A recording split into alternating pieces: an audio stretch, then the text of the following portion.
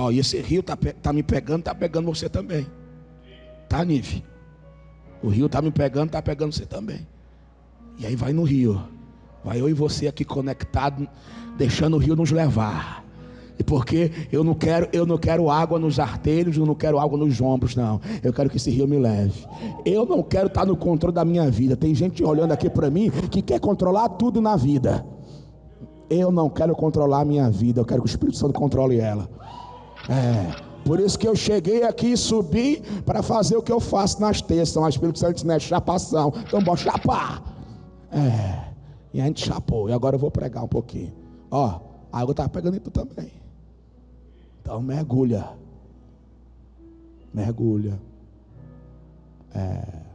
Deixa o rio te levar. Esquece as preocupações que muitas vezes quer te trazer para a terra. Anda no céu. Pega as preocupações, entrega para o papai. Às vezes você está indo na glória, as preocupações te trazem para a terra. Solta a corda. Anda no sobrenatural. O tema da mensagem de hoje é uma pergunta: como você tem enxergado as dificuldades? Dá uma olhadinha para o profeta que está do teu lado e diga assim: você é profeta, então entrega o recado para mim até o final do culto. Amém, vaso? Tem vaso aqui? Pronto, irmão. No final do culto entrega o recado para o pastor também, viu? Como você tem enxergado as dificuldades? Números capítulo 13, versículo 25. Acompanhe no telão, por favor. Ao fim de 40 dias, voltaram de espiar a terra. E chegando, apresentaram-se a Moisés e a Arão e a toda a congregação dos filhos de Israel no deserto de Parã, em Cádiz. E deram-lhes notícias a eles e a toda a congregação, e mostraram-lhes o fruto da terra. E dando conta a Moisés, disseram: fomos à terra a que nos enviaste. Ela em verdade mana leite e mel, e este é o seu fruto. Contudo, o povo que habita nessa terra é poderoso, e as cidades são fortificadas e muito grandes. Vimos também ali os filhos de Anak, os amalequitas, habitam na terra do Neguebe. Os heteus, os jebuseus e os amorreus habitam nas montanhas, e os cananeus habitam junto do mar e ao longo do rio Jordão. Então Calebe, fazendo calar o povo perante Moisés, disse: subamos animosamente e apoderemo-nos dela, porque bem poderemos prevalecer contra ela. Disseram, porém, os homens que subiram com ele: não poderemos subir contra aquele povo, porque é mais forte do que nós. Em 1490 antes de Cristo, Deus levanta Moisés para tirar o povo de Israel da escravidão do Egito. E nesse texto, eles já estão há cerca de 45 anos depois da saída do Egito. Então esse texto é mais ou menos no ano de 1535 antes de Cristo.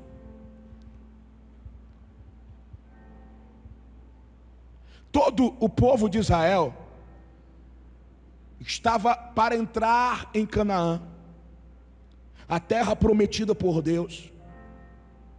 Mas antes de entrarem na terra, a Bíblia nos fala que Moisés envia 12 homens para espiarem a terra. E nesse texto está muito claro que 10 desses homens deram mais ênfase às dificuldades, ao ponto desses 10 homens dizerem que todo o povo, que Israel não iria conseguir. Todavia, dois deles me chamam a atenção, que é Josué e também Calebe. Eles viram todas as dificuldades que os outros 10 também viram. Fala para quem está ao teu lado. Eles viram todas as dificuldades que os outros 10 também viram. Agora olhe para mim. Só que o fato de Josué e Calebe, fica comigo, só que o fato de Josué e Calebe terem visto as mesmas dificuldades, essas dificuldades não desanimaram eles.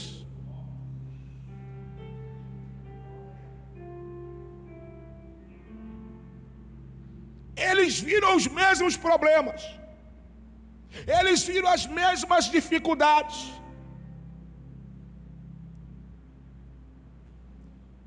Todavia, eles não recuaram. O que é que eu disse?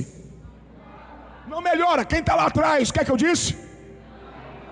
Eles não recuaram, eles não desistiram por conta das dificuldades que estavam na frente.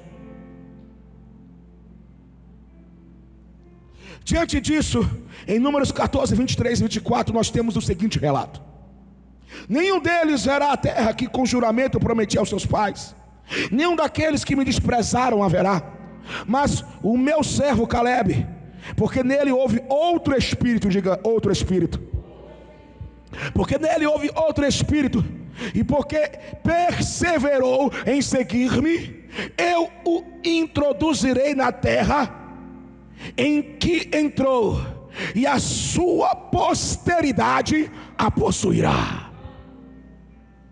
O texto deixa bem claro que os 10 que só olharam para as dificuldades não entraram na terra prometida, ou seja, receberam a promessa, mas não tomaram posse dela. Alguém tem promessa de Deus aqui? Primeira lição: se você quer vivenciar, se você quer experimentar, se você quer usufruir das promessas de Deus, não olhe para as dificuldades, porque certamente virão. Você tem que entender isso hoje, irmão. Tem um bocado de pastor pregando por aí: levante suas mãos, receba a bênção, receba a vitória. E o povo, e aí vem a primeira dificuldade, o povo, cadê a bênção, cadê a vitória? Porque o cara não fala que para chegar na terra prometida tem gigante. Quantos estão me entendendo? Alguém está me entendendo aqui? Dá um glória. O texto está deixando bem claro que os 10 que olharam para as dificuldades não entraram na terra prometida, mas Josué e Calebe venceram as dificuldades e viveram a promessa. Levante suas mãos, agora eu vou profetizar: dificuldades virão, mas você vencerá todas essas dificuldades e você herdará, você viverá as promessas.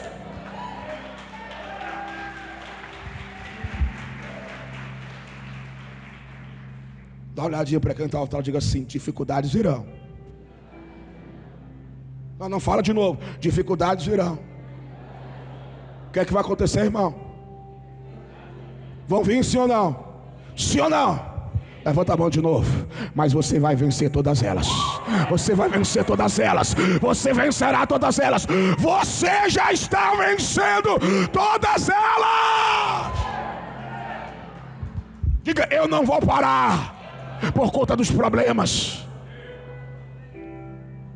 Agora coloca a mão no colo, diga assim: sabe por que eu não vou parar? Porque maior é aquele que está comigo do que aquele que está no mundo. Você pode dar uma rajada de língua estranha, vai. 30 segundos de glória em língua estranha, vai. Glória em língua estranha. Xaradarabagaçarabaraba. Meu Deus, será que eu acabo com voz hoje? Voz rouca e água gelada, combinação correta. Mas é bom, eu gosto de água gelada. Agora, observe que no versículo 24, o texto diz que Calebe tinha um outro espírito.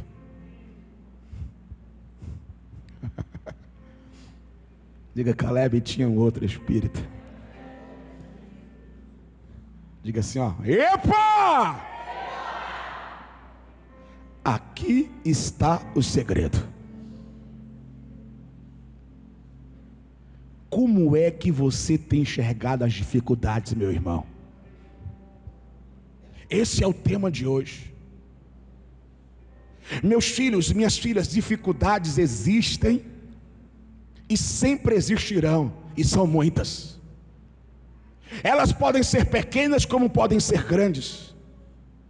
Elas podem ser momentâneas como podem demorar muito para acabar.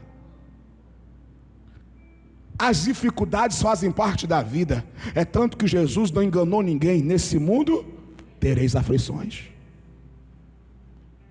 Seja rico, seja pobre, seja branco, seja preto, seja amarelo, seja cristão, seja ateu.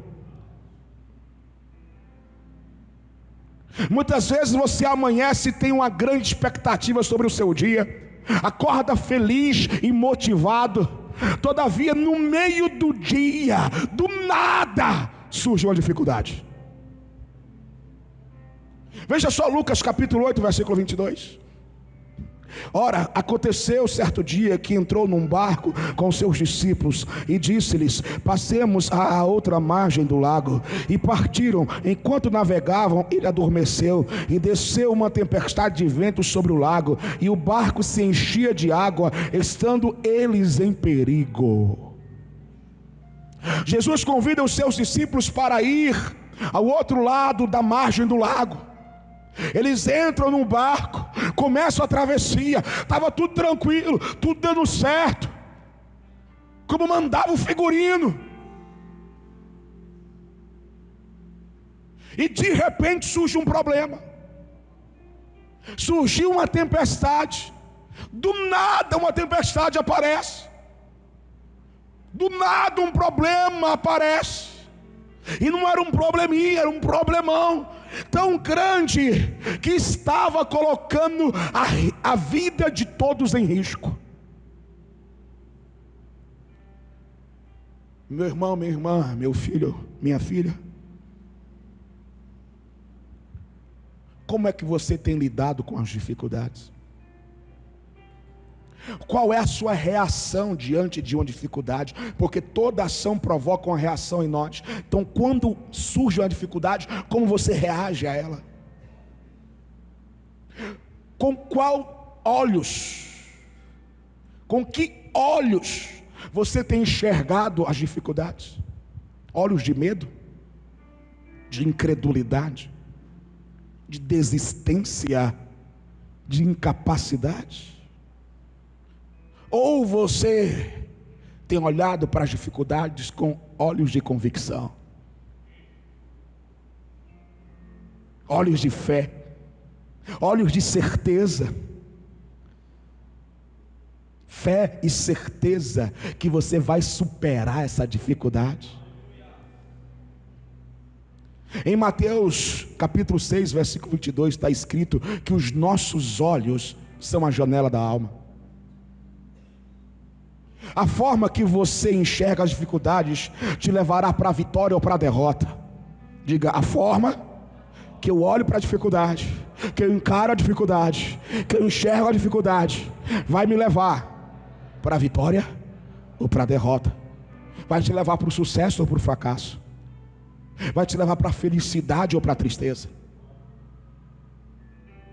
Em Mateus 14, nós podemos encontrar claramente as duas formas de enxergar uma dificuldade. Veja Mateus 14, 24 na versão Mensagem. O barco já estava longe quando começou a ventar muito forte, e a embarcação era sacudida pelas ondas. Por volta das 4 horas da madrugada, Jesus foi na direção deles, andando sobre o mar. Aterrorizados, eles nem conseguiam pensar direito. Um fantasma, gritavam apavorados. Jesus tratou de tranquilizá-los. Calma, sou eu, não tenham medo. Pedro, num ímpeto de coragem, pediu: mestre, se és tu mesmo, faça que eu vá até aí andando sobre a água também. Jesus disse: venha. Pedro pulou do: meu Deus,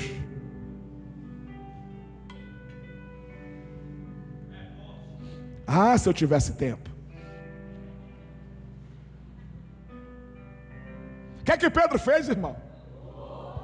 Ele não fez assim não, ó. Eu estou num barco, aqui é água. Pedro o quê? Tá. Guarda isso, hoje não vai dar tempo. Ei. Pedro, num ímpeto de coragem, pediu: mestre, és tu mesmo, faça com que eu vá até aí andando sobre a água também. Jesus disse: venha. Pedro pulou do barco e começou a caminhar sobre a água na direção de Jesus. Mas quando ele olhou para baixo e viu as ondas batendo e fazendo barulho sobre seus pés, sua tranquilidade se foi e ele começou a afundar. Mestre, salva-me, gritou. Entre na cena junto comigo. Mais uma vez, estavam em uma travessia tranquila.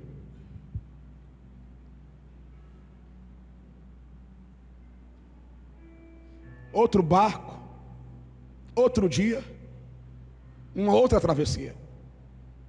Mais uma vez a travessia era tranquila. Quando do nada o vento começa a soprar mais forte. As nuvens vão se formando, juntando trovões e relâmpagos.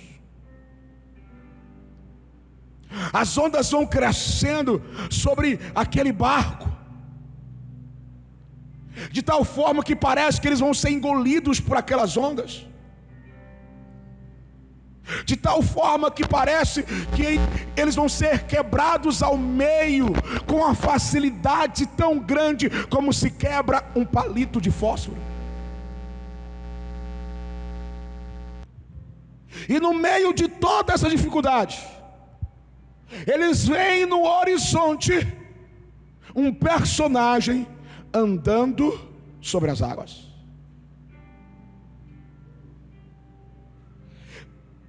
Irmãos, havia muita chuva, vento forte.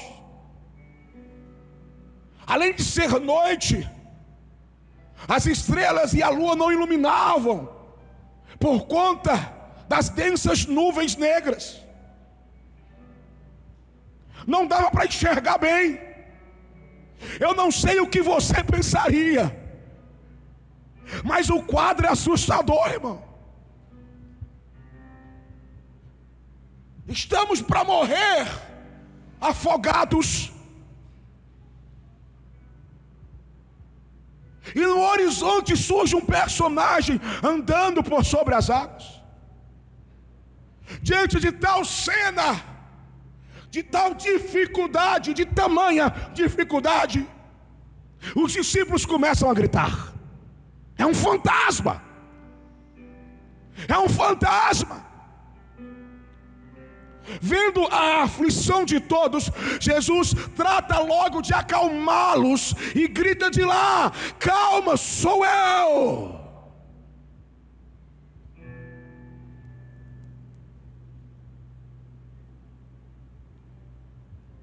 Nessa hora, um deles, por nome Pedro, diz assim: Senhor, se és tu, eu quero andar por sobre as águas também.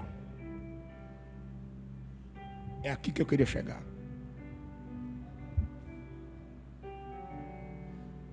Você entrou na cena comigo? É fácil a cena? Se põe no lugar dos 12.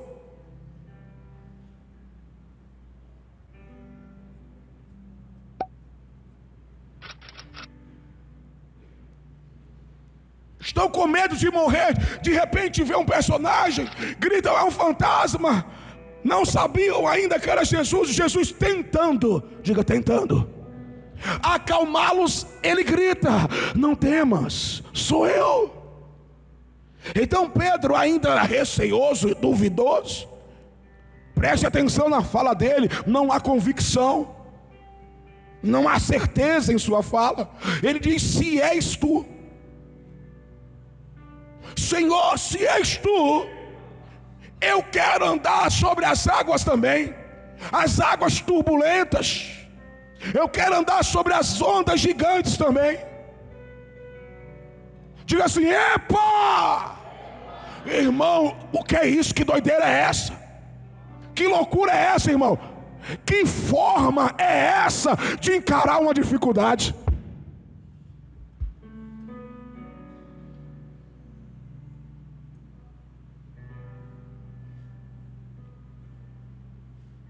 Aonde era o lugar menos difícil de estar?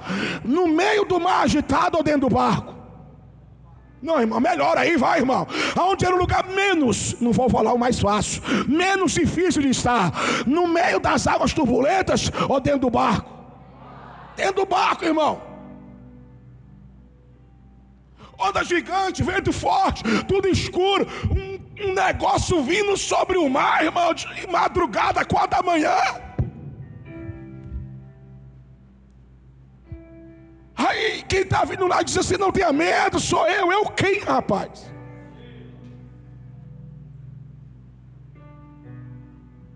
Aí Pedro, ele grita de lá: se és tu, eu quero andar sobre a água também. Porque ele não gritou assim: se és tu, acalma e resolve o problema.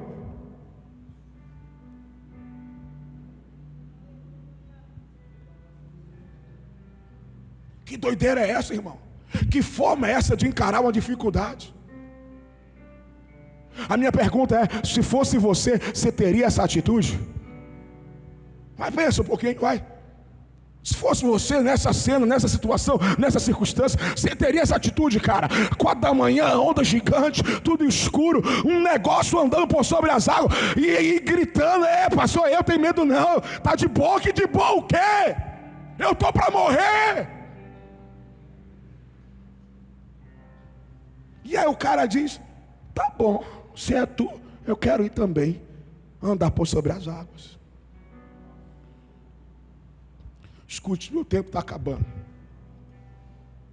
E eu quero te dar a revelação. Pergunta para quem está atrás: sabe por quê? Pedro disse: eu quero fazer o que tu está fazendo também. Bora falar bem cearense. Diga assim: sabe por quê? Pedro disse: eu quero fazer o que tu está fazendo também. Escute, olhe para cá.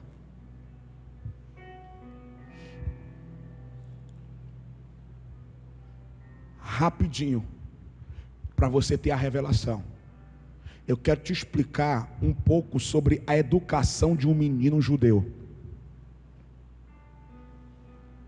A educação de um menino judeu tinha 3 estágios: primeiro, segundo e terceiro estágio. O terceiro e último estágio se chamava Bet Midrash, que significa casa de estudo. Só chegava no terceiro e último estágio quem passasse pelos 2 primeiros. E quando um menino judeu chegava no último estágio, ele tinha mais ou menos 14 anos de idade. E aí ele estava sendo escolhido pelo rabino, para ser ensinado 1 a 1 pelo rabino, para se tornar um futuro rabino. Ser escolhido por um rabino era o sonho de qualquer adolescente judeu e o sonho de qualquer pai judeu.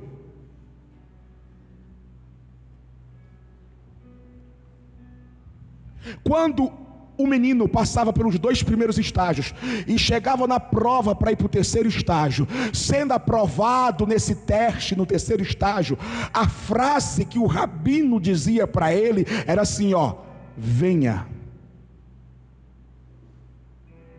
Qual era a frase? Olha para quem está ao teu lado, está começando a entender? Qual era a frase que o rabino dizia quando o garoto passava para o terceiro e último estágio? Venha e segue-me.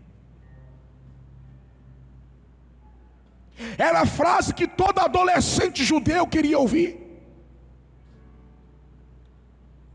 Era a frase que todo pai judeu queria que seu filho ouvisse.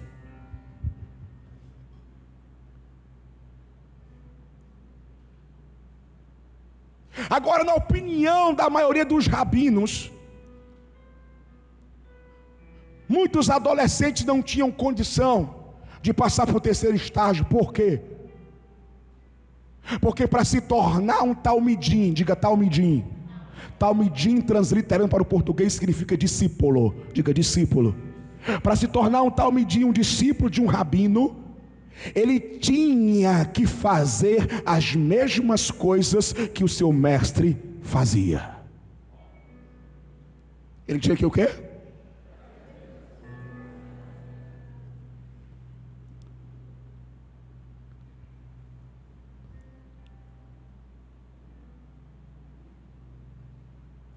Jesus, ele é considerado até hoje em Israel como o maior rabino de todos os tempos. Todavia, Jesus revolucionou. Fala para quem está ao teu lado. Jesus revolucionou. Olha para mim e diz assim: como assim, pastor? Escute, Jesus não chamou jovens que haviam passado para o terceiro estágio para ser seus discípulos.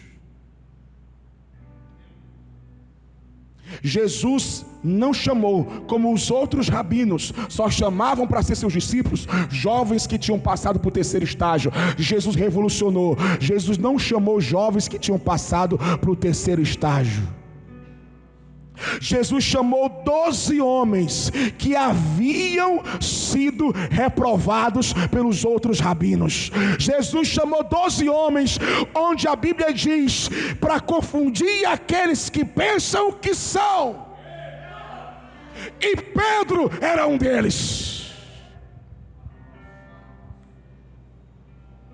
Pedro sabia que um talmidim, que um discípulo, ele tinha um alvo. E o alvo era fazer tudo o que o seu mestre faz. Pedro também sabia o que o seu mestre outrora havia ensinado. Ele havia dito em Lucas 10: eu vos dei toda a autoridade. Pedro também sabia uma terceira coisa. Ele sabia dos ensinamentos do seu rabino, do seu mestre, que o lugar do diabo é debaixo dos nossos pés. Então Pedro está diante daquele mar tempestuoso.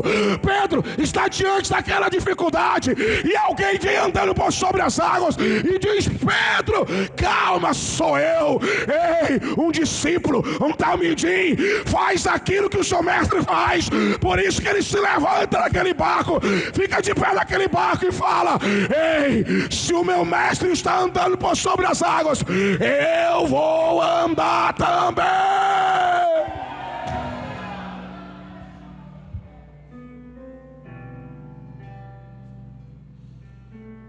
Então Pedro olha para aquela dificuldade e diz: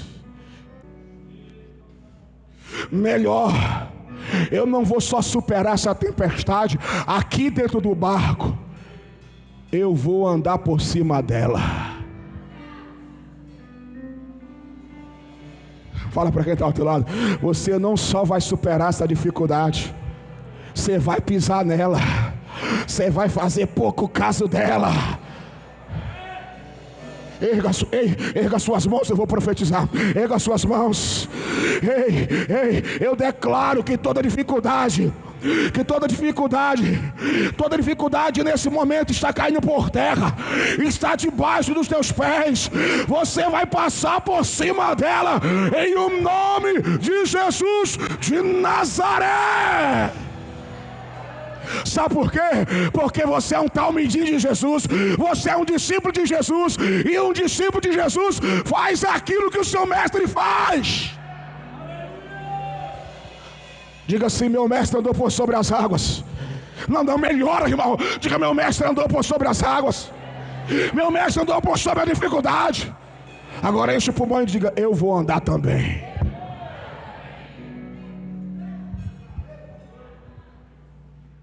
O discípulo de Jesus faz tudo o que o seu mestre faz. Alguém me dá 5 minutos? Alguém me dá 5 minutos? Jesus revoluciona pela segunda vez.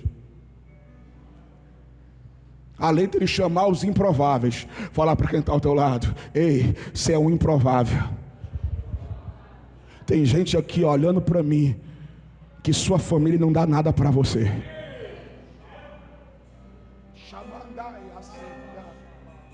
Shebandaga sorobianda. Nemandiaga sobecandoa. Até de sonhador esses dias você foi chamado. Nebagaba. Até debocharam de você, disseram pastorzinho. Lá vem o pastorzinho, lá vem a pastora. Amande basaraba.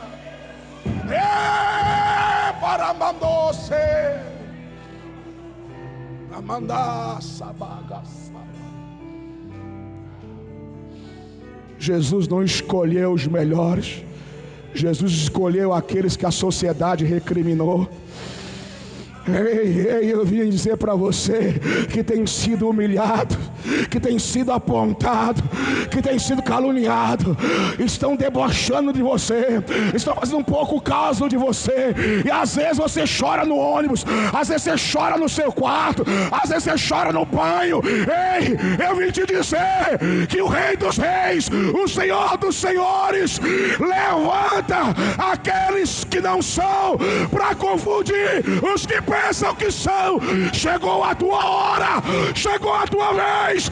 Deus vai te exaltar. Era baixar.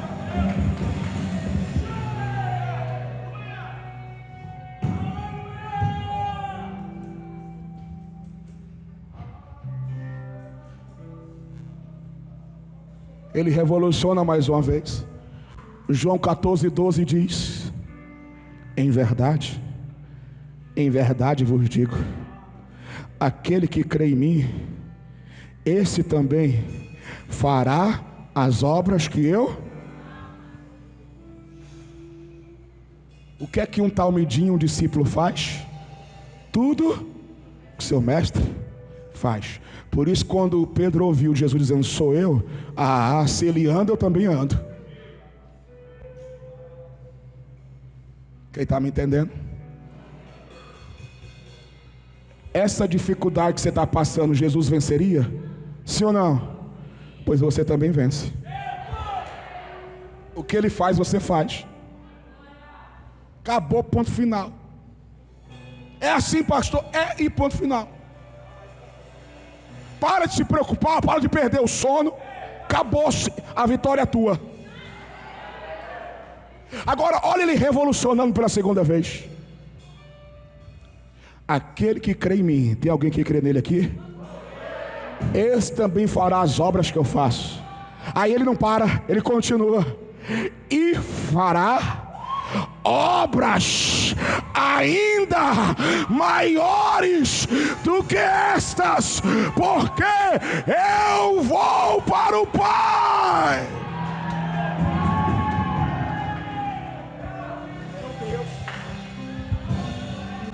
Meu Deus, meu Deus, meu Deus, meu Deus, meu Deus, meu Deus.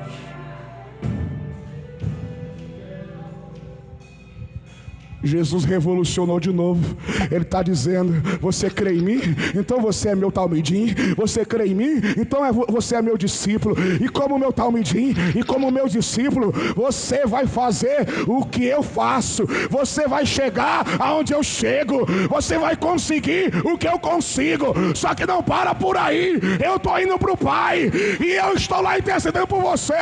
E além de você ir aonde eu vou, fazer o que eu faço, conseguir o que eu consigo, você irá além, você irá além, você irá além, você irá além, você irá além, você irá além.